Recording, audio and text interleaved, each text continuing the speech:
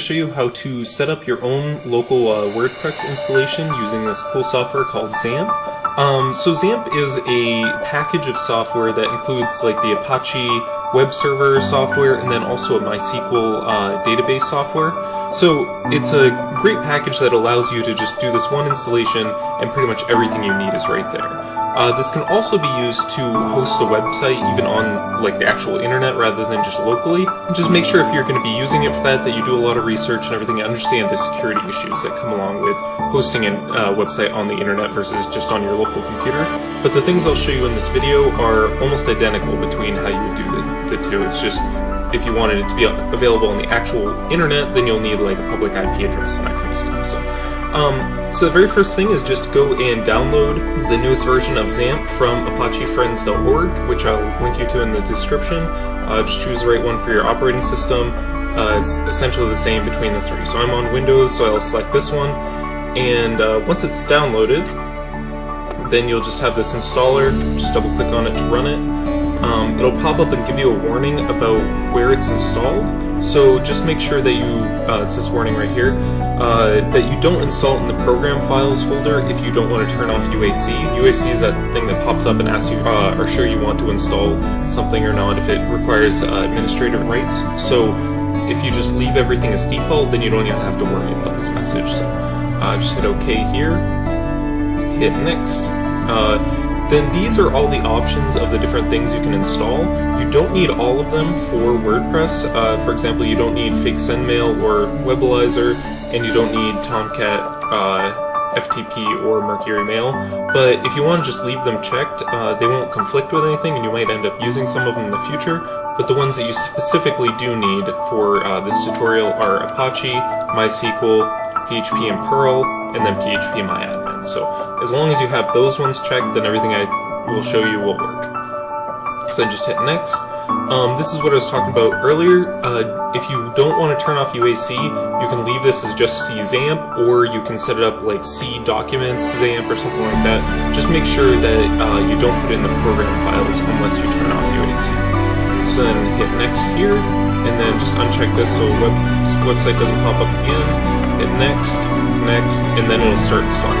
This is a pretty long process, it'll take a few minutes, so I'll continue once it's done. So once XAMPP is finished, you'll want to leave this box checked so it opens up the control panel, because installing XAMPP doesn't actually run the softwares that it installs. You need to specifically start them afterwards. So just hit Finish here, choose your language, and then it'll pop up with the control panel. So the two that we care about right now are just Apache and MySQL. So start both of those. Then if you go to your web browser and type in localhost, you'll get this XAMPP Apache web page right here. So this is essentially run from this XAMPP control panel. Like that's when you start the Apache here. And then MySQL will need to set up to allow for your WordPress installation. So next thing to do is go and get WordPress. So if you go to wordpress.org, not .com, then you can download the newest version of WordPress right here, and that will download a .zip file of the newest version. So once that's downloaded, it'll just look like this. I have 4.7.5, but even if it's a much newer version or even an older version, the installation is all the same, so it doesn't matter. So whichever one you have, it should work pretty much identical to this video. So once you have the .zip downloaded, just right-click on it and say Extract All, and hit Extract. There's a lot of files in here, so it takes a couple minutes to extract. So once it's finished, you'll get this folder where it just says WordPress, so that's inside of the WordPress 4.7.5 here. This is the folder they actually care about. So everything in here is the WordPress installation.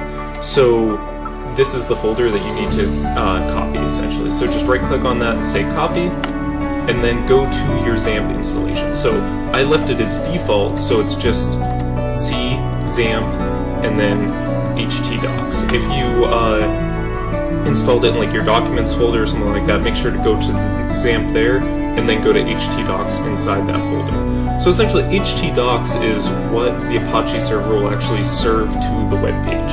So in this case, like if we go here, you'll see it's localhost/dashboard.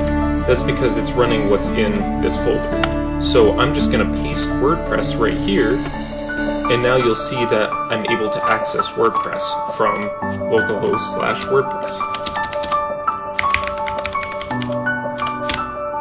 But we haven't configured anything for WordPress about where to store its data. So it'll ask us a couple questions here, and we're going to need to actually set up that information. So if we hit Let's Go here, it asks for the database name, username, password, database host, and table prefix. So this is stuff that we need to set up in MySQL. So we need to set up a database for WordPress to use.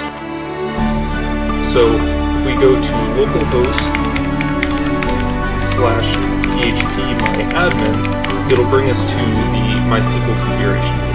So that's something that is part of XAMPP, and it only popped up because we started MySQL. So if this wasn't started, we wouldn't be able to get here. So just make sure that anytime you're working on either the MySQL database or on WordPress itself, make sure you have Apache and MySQL selected and start.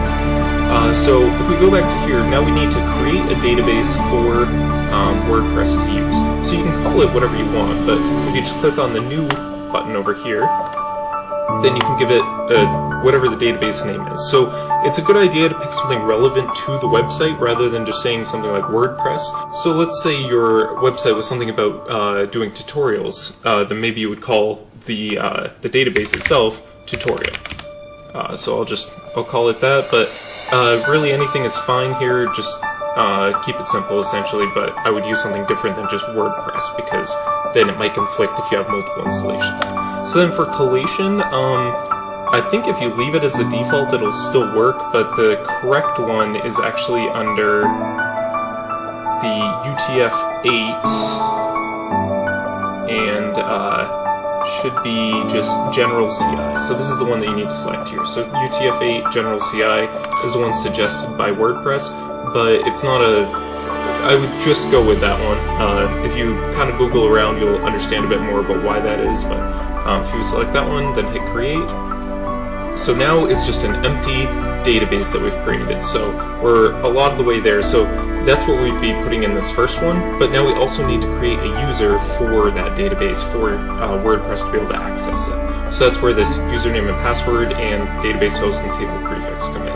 So the easiest way to add a user for the database is to go to the Privileges tab after clicking on the database on the left, and then just hit Add New User Account here. So with that, we can just automatically have it assign the permissions to that database itself rather than to globally to all databases. So that's important for security, that you only want to give permission to the things that it actually needs. So for the username, it's, again, not too important, but I like to use one that's relevant to the website again, so I'll just call it tutorial, so the same as the database. For the host name, I'm doing this locally, so it's going to be localhost.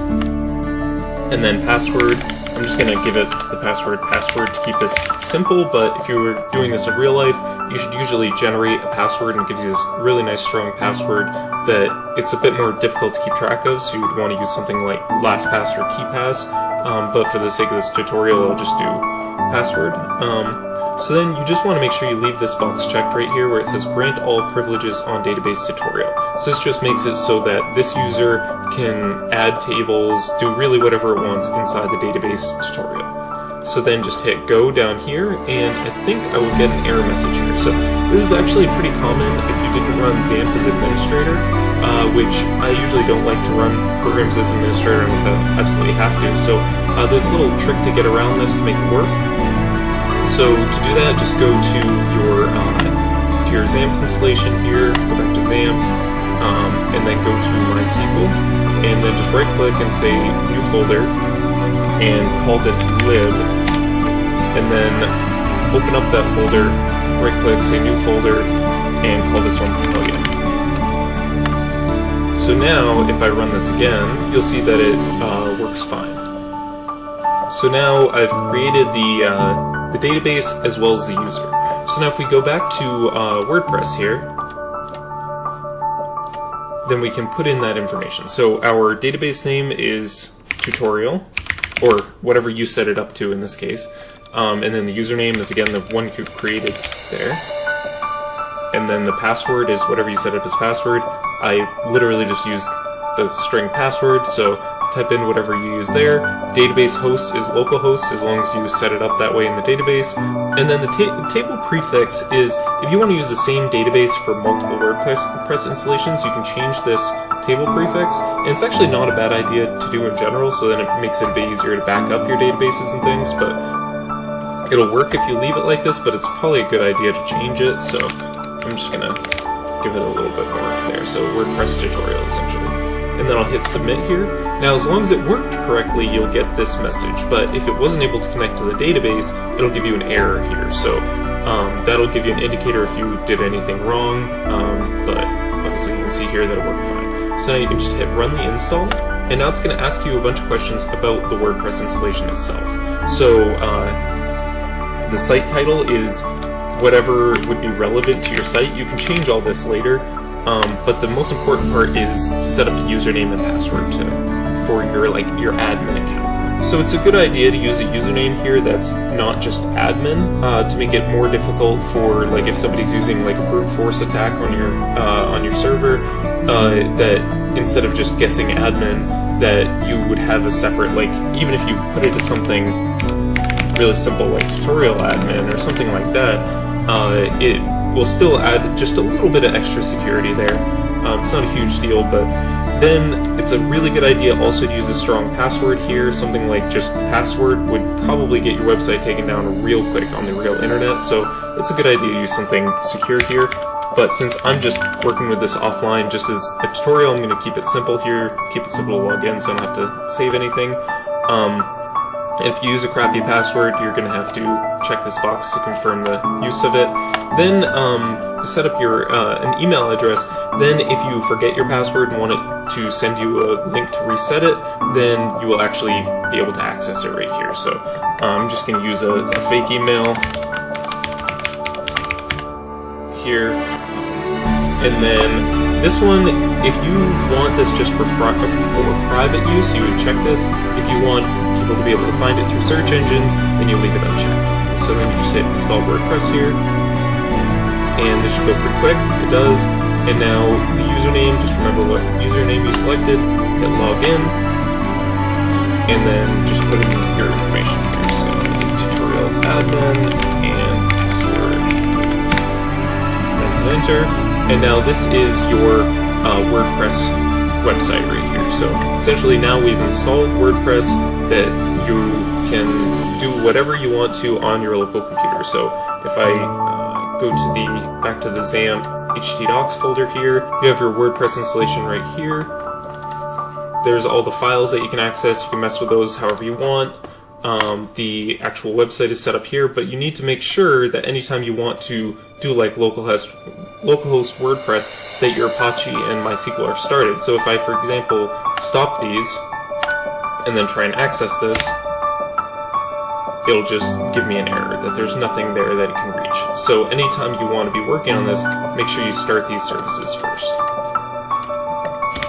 And now it pops right back up again. If you get logged out and you want to get back to your WordPress installation, so if we go here, that's just the default web page it gives. If you want to log in afterwards, you'll have to add the string wp admin to the end. And then it'll bring you to your login screen. And that's pretty much all there is to it. If you have any questions or if there were any errors during installation, just leave a comment at the bottom and I'll try.